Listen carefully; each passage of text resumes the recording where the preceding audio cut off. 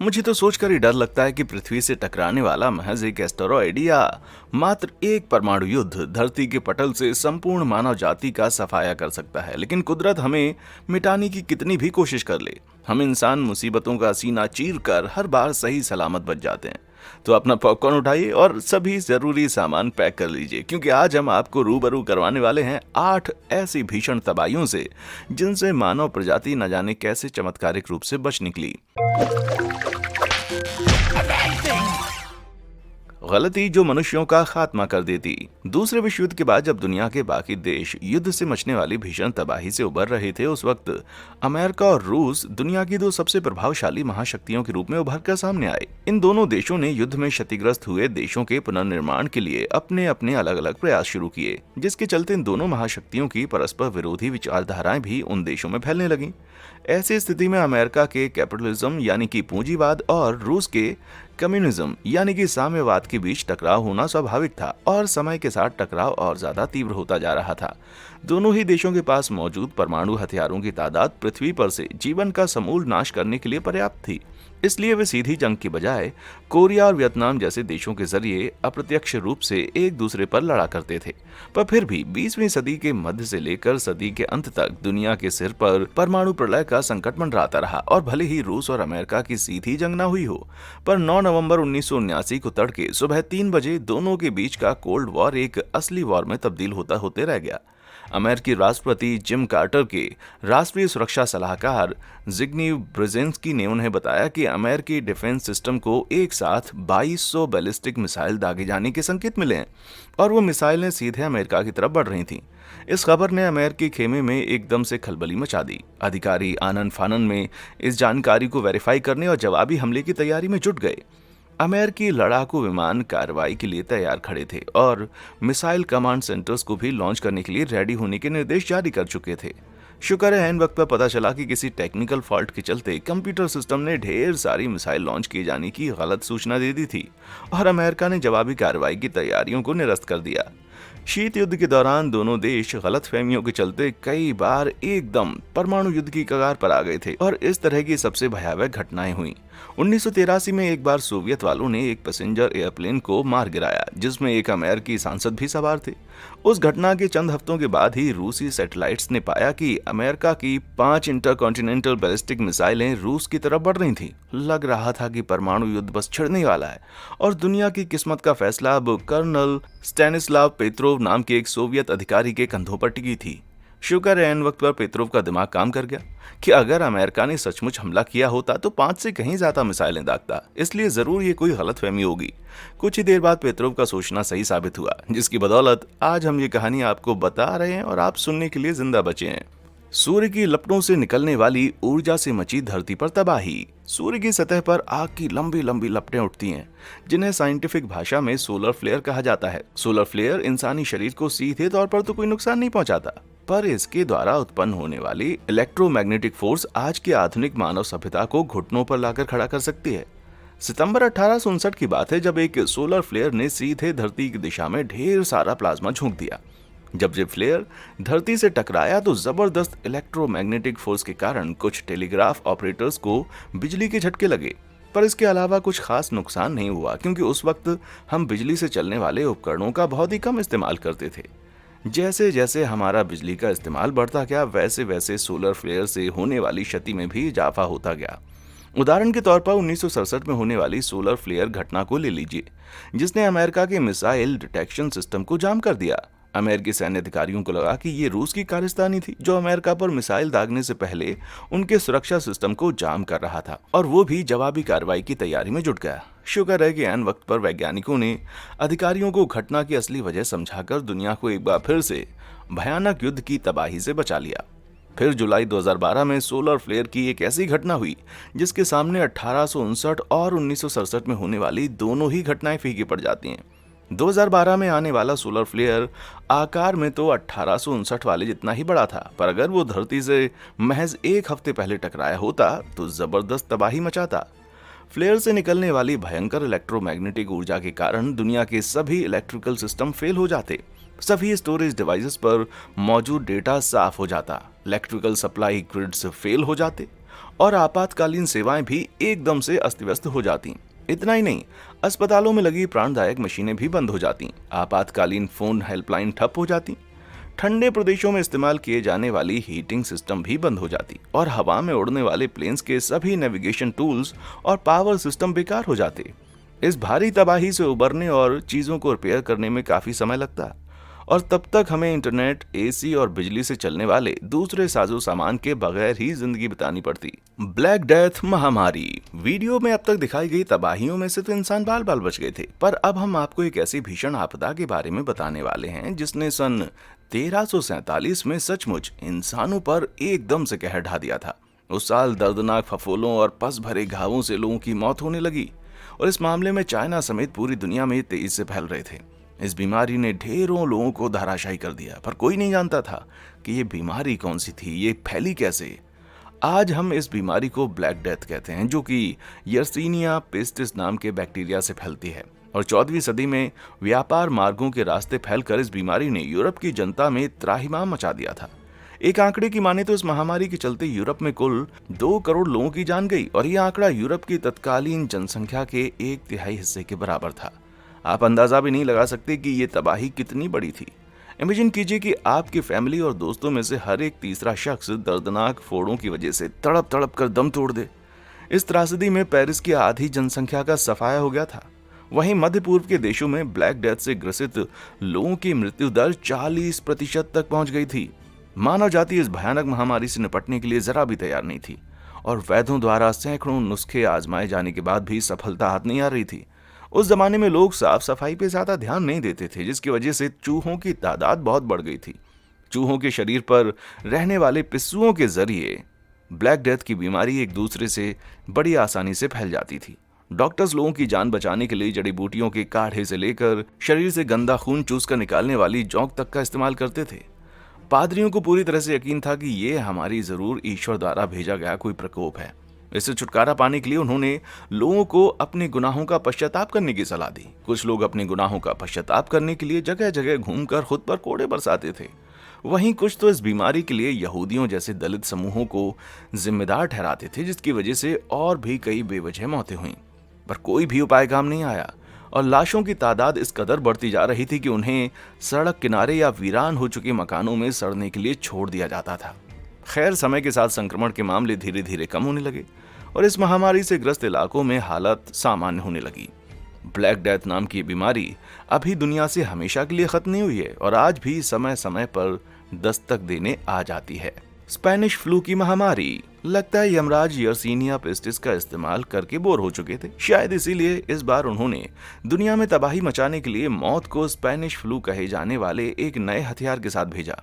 वैज्ञानिक भाषा में H1N1 नाम से मशहूर ये वायरस पूरे यूरोप, एशिया और अमेरिका में तेजी से फैल गया और दुनिया भर में करीब 50 करोड़ से ज्यादा लोग इसकी चपेट में आए। यह आंकड़ा उस वक्त धरती की आबादी के 1/3 हिस्से के बराबर हुआ करता था। कुछ ही समय के बाद लगभग 5 करोड़ लोगों ने इस संक्रमण के चलते दम तोड़ दिया। हेल्दी से हेल्दी इंसान भी आसानी से इस वायरस की चपेट में आ जाता था और इससे संक्रमित होने के बाद न्यूमोनिया जैसी कई गंभीर बीमारियों का खतरा बढ़ जाता था। उस वक्त प्रथम विश्व युद्ध अपने चरम पर था और भीड़ भाड़ वाले बंकर और सैन्य मेडिकल कैंप इस संक्रमण का गढ़ बन चुके थे। बिना सोशल डिस्टेंसिंग वाली ऐसी स्थिति में महज एक खांसी या छींक से फैल जाने वाली इस बीमारी को रोक पाना लगभग नामुमकिन था। बात सिर्फ भीड़ भाड़ पर ही खत्म नहीं होती।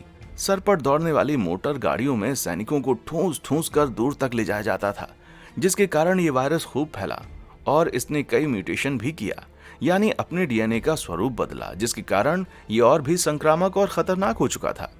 अंदाजे के लिए बता दें कि पूरे विश्व युद्ध में मारे जाने वाले कुल अमेरिकी सैनिकों से ज्यादा अमेरिकी सैनिक इस संक्रमण के चलते मारे गए थे। वैज्ञानिक आज भी पूरी तरह से समझ नहीं पाए हैं कि H1N1 वायरस ने इतना विकराल रूप आखिर क्यों धारण कर लिया था। भगवान ना करे अगर H1N1 या उसके जैसा कोई दूसरा वायरस भविष्य में कभी हमारे ऊपर धावा करता है तो उससे निपटने के लिए हमारे पास आज भी कोई पुख्ता वैक्सीन उपलब्ध नहीं है और इतना तो तय है कि अगर ये वायरस लौटता है तो और भी भयानक रूप धारण करके लौटेगा।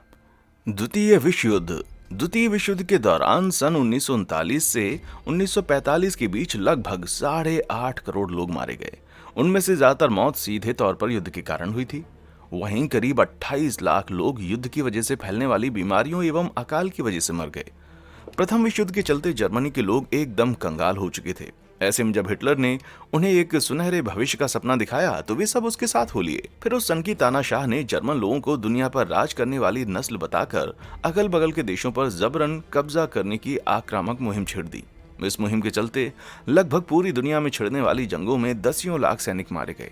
वहीं हिटलर की नस्ल भेदी नीतियों के कारण दसियों लाख मासूमों को मौत के घाट उतार दिया गया। अंत में जब एलाइड शक्तियों ने सैन्य बल की मदद से यूरोप पर दोबारा से नियंत्रण हासिल कर लिया तो मई 1945 में जर्मनी को आत्मसमर्पण करना पड़ा। कुछ महीनों के बाद अगस्त 1945 में हिरोशिमा एवं नागासाकी पर परमाणु बम गिराए जाने के बाद जापान ने भी प्रशांत महासागर में सरेंडर कर दिया। भले ही एलाइड शक्तियों ने युद्ध में जीत हासिल कर ली हो, पर भीषण तबाही मचाने वाले इस युद्ध का अंजाम और भी भयावह हो सकता था। दरअसल द्वितीय विश्व युद्ध का अंत करने वाली अमेरिकी परमाणु बमों को विकसित करने वाले प्रोजेक्ट मैनहट्टन खुद जर्मन्स द्वारा किए जा रहे रिसर्च पर आधारित थे, और उस प्रोजेक्ट में अहम योगदान करने वाले कई लोग असल में जर्मनी छोड़कर आने वाले शरणार्थी थे। आत्मसमर्पण करने से ठीक पहले जर्मन्स अपना खुद का परमाणु बम बनाने के इतने करीब पहुंच चुके थे कि हिटलर ने लंदन और वाशिंगटन जैसे शहरों को तबाह करने की योजना बना ली थी। अगर जर्मनी का परमाणु हथियार अमेरिका के हथियार से पहले बनकर तैयार हो जाता तो दुनिया आज भी क्रूर नाज़ी शासन तले जी रही होती, और भगवान ना करे अगर कहीं दोनों का बम एक ही समय पे कंप्लीट हो जाता तो दुनिया पर सचमुच परमाणु प्रलय का खतरा मंडरा रहा होता। तुनगुस्का की घटना। एस्टेरॉयड डिजास्टर या धरती से उल्का पिंड टकराने की बात सुनते ही हमारे दिमाग में डायनासोर्स के विलुप्त होने वाली त्रासदी का ख्याल आता है, लेकिन आपको जानकर हैरानी होगी कि उस घटना के बाद काफी बड़े बड़े एस्टेरॉयड्स ने धरती पर अच्छी खासी तबाही मचाई, जिसमें पूरे के पूरे शहर लगभग तबाह हो गए थे। 1908 में साइबेरिया के उत्तरी इलाके में 500 टन का बड़ा सा एस्टेरॉयड गिर गया और इस प्रकरण को तुनगुस्का की घटना कहा गया। हालांकि वो एस्टेरॉयड धरती की सतह से 3 मील पहले ही फट गया, पर उसके जबरदस्त धमाके से लगने वाले झटके के कारण नीचे स्थित जंगलों का 770 वर्ग मील में फैला इलाका पूरी तरह से सपाट हो गया था। उस धमाके के झटके को लोगों ने 40 किलोमीटर दूर तक महसूस किया। एक गवाह ने बताया कि धमाके के वक्त वो अपने पोश में बैठा था, तभी उन्हें भीषण गर्मी महसूस हुई और तेज झटके की वजह से वे अपनी कुर्सी से नीचे गिर गए। बाद में वैज्ञानिकों ने अपनी एनालिसिस करके पाया कि उस उल्का पिंड के फटने से होने वाले धमाके में निकलने वाली ऊर्जा हिरोशिमा पर गिराए गए परमाणु बम से निकलने वाली ऊर्जा के मुकाबले 1000 गुना ज्यादा थी। सोचकर ही रोंगटे खड़े हो जाते हैं। अगर वो उल्का पिंड बीहड़ में न फटकर किसी बड़े शहरी इलाके के पास फटता तो कितनी भीषण तबाही मचती, क्योंकि उससे निकलने वाली ऊर्जा इतनी जबरदस्त थी कि लंदन या न्यूयॉर्क जैसे बड़े शहरों को एकदम से सपाट कर देती। अगर वो एस्टेरॉयड साइबेरिया के बजाय कुछ 100 किलोमीटर दाएं बाएं फटा होता तो आज हमारी दुनिया हमेशा हमेशा के लिए बदल चुकी होती। अगर जर्मनी से टकराता तो दुनिया को प्रथम विश्व युद्ध न झेलना पड़ता, और कहीं लंदन तबाह हो जाता तो आज दुनिया का सबसे बड़ा फाइनेंशियल हब कोई दूसरा शहर होता। पर क्या आपने कभी सोचा कि अगर एक साथ कई उल्कापिंड धरती से टकरा जाएं तो क्या होगा? और तो और ये कोई असंभव बात नहीं है, बल्कि भविष्य में ऐसा कभी भी हो सकता है। मैं तो ये कहूंगा कि उसके बारे में कुछ ना सोचना ही ज्यादा बेहतर होगा। प्राचीन शहरी सभ्यताओं का हुआ अंत। 3300 ईसा पूर्व से लेकर 1200 ईसा पूर्व तक के ऐतिहासिक काल को कांस्य युग या ब्रॉन्ज एज कहा जाता है। इस युग में भूमध्य सागर के इर्द गिर्द बसी सभ्यताओं ने ब्रॉन्ज और दूसरी मेटल अलॉयज से बने औजारों के इस्तेमाल से जबरदस्त वैभव अर्जित कर लिया था। प्राचीन मिस्रवासियों ने गीजा के महान पिरामिड का निर्माण भी इस युग में किया था। वहीं दूसरी सभ्यताओं ने भी व्यापार, टेक्नोलॉजी, कला और धर्म के क्षेत्र में अच्छी खासी तरक्की कर ली थी। लेकिन 1200 से लेकर 1150 ईस्वी के बीच पता नहीं ऐसा क्या हुआ कि ये विकसित सभ्यताएं एक के बाद एक धाराशायी होने लगीं। पुरातत्वविद बताते हैं कि इस दौरान दुनिया को जबरदस्त बाढ़, भूकंप, सूखा और अकाल जैसी प्राकृतिक आपदाओं से लगातार एक के बाद एक जूझना पड़ा। इन आपदाओं के साथ लुटेरों एवं आक्रांताओं के हमलों ने शहरों में भीषण तबाही मचाई और आपस में होने वाले विद्रोह और युद्ध में लगभग सभी मानव सभ्यताओं को घुटनों के बल लाकर खड़ा कर दिया। समाज और सरकारों का पतन होने के कारण पूरे के पूरे शहर और व्यापार मार्ग वीरान हो गए। इन शहरों में रहने वाले लोग दूर दराज इलाकों में फैल गए, छोटे छोटे गांवों में बसकर रहने लगे, जो न सिर्फ मानव विकास को कई साल पीछे ले गया, बल्कि शहरों में रहने के कारण अर्जित होने वाला ज्ञान विज्ञान भी हमेशा के लिए खो गया। नई पीढ़ियां पुरखों द्वारा छोड़े गए औजारों का इस्तेमाल तो करती थीं, पर उन्हें जरा भी आइडिया नहीं था कि उन औजारों का असल यूज क्या है या उन्हें खुद कैसे बनाया जाए, क्योंकि शहरी सभ्यताओं के उधर जाने के कारण ये कला लगभग लुप्त हो चुकी थी। इमेजिन कीजिए पृथ्वी पर कोई भारी तबाही आने के कारण बचे खुचे इंसानों की आने वाली पीढ़ियां किसी आईपैड टैबलेट को सब्जी काटने के लिए इस्तेमाल करें, क्योंकि उन्हें आईपैड के असली यूज के बारे में तो पता ही नहीं है। ये बात सुनने में भले ही बड़ी डरावनी लगती है, पर हकीकत तो ये है कि महज एक भयंकर डिजास्टर हमारी सभ्यता की हालत को कुछ ऐसी कर सकता है। विलुप्ति की कगार से लौटी मानव जाति। करीब 70,000 साल पहले की बात है, जब दुनिया की मानव जनसंख्या करीब 2 लाख से घटकर अचानक 70,000 पर आ गई, जो कि बहुत से स्कूलों में पढ़ने वाले छात्रों की भी संख्या से कम है। लेकिन मानव जनसंख्या में अचानक से आने वाली इस भारी गिरावट की असल वजह आखिर क्या थी? एक थ्योरी की माने तो टोबा नाम के एक विशालकाय ज्वालामुखी में होने वाले विस्फोट के कारण ऐसा हुआ था। करीब 75,000 साल पहले होने वाले उस धमाके के चलते आसपास का पूरा इलाका तबाह हो गया था और ज्वालामुखी से निकली राख की चादर ने आसमान को पूरी तरह से ढक लिया था। आसमान में फैली राख सूर्य की किरणों को जमीन पर पूरी तरह से पहुंचने नहीं दे रही थी, जिसके चलते पेड़ पौधों और मनुष्य द्वारा खाई जाने वाली दूसरी चीजें पृथ्वी से विलुप्त हो गईं। सो जाहिर है, भोजन की भारी कमी की वजह से मानव जनसंख्या में जबरदस्त गिरावट आनी ही थी। एक दूसरी थ्योरी कहती है कि बीमारियों का शिकार होने की वजह से इंसानों की तादाद में कमी आई थी। वहीं एक अलग थ्योरी के हिसाब से इंसान अफ्रीका से बाहर निकलकर दूर तक फैल गए थे, जिसकी वजह से उनकी आबादी का घनत्व बेहद कम हो गया था। कुल मिलाकर कहा जाए तो कोई भी पक्के तौर पर कुछ नहीं कह सकता था, पर जरा सोचिए, हम विलुप्त होने के कितने करीब पहुंच गए थे। अगर उन बचे खुचे इंसानों में कोई बीमारी फैल जाती या वे आपस में कोई जंग कर बैठते तो आज हमारा किस्सा खत्म हो चुका होता। इंसानों का इतने बड़े संकट से बचकर निकलना वाकई में कमाल की बात है। ना सिर्फ हम जिंदा बचे, बल्कि फलते फूलते हुए आज 800 करोड़ की आबादी तक पहुंच चुके हैं और अपनी ही तबाही से जुड़ी वीडियोस बना रहे हैं। मेरे लिए तो ये सचमुच किसी चमत्कार से कम नहीं है। इनमें से कौन सी मुसीबत से बच निकलने की कहानी आपको सबसे ज्यादा हैरत अंगेज लगी? इससे पहले कि कोई सोलर फ्लेयर पूरी दुनिया का इंटरनेट ठप कर दे, आप कमेंट बॉक्स में अपनी राय हमें जरूर बताएं। और हाँ, देखने के लिए शुक्रिया।